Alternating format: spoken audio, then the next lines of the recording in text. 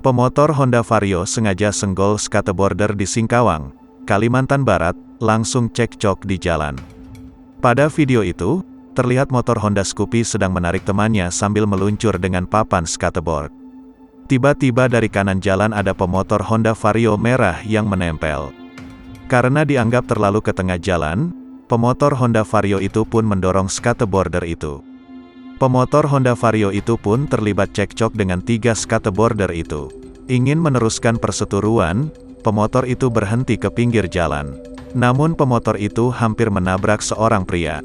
Saat sedang didamaikan, ternyata pemotor Honda Vario itu kalah jumlah dan akhirnya ia cabut dari lokasi. Peristiwa itu terjadi bertepatan Hari Skateboard Sedunia atau Go Skateboarding Day.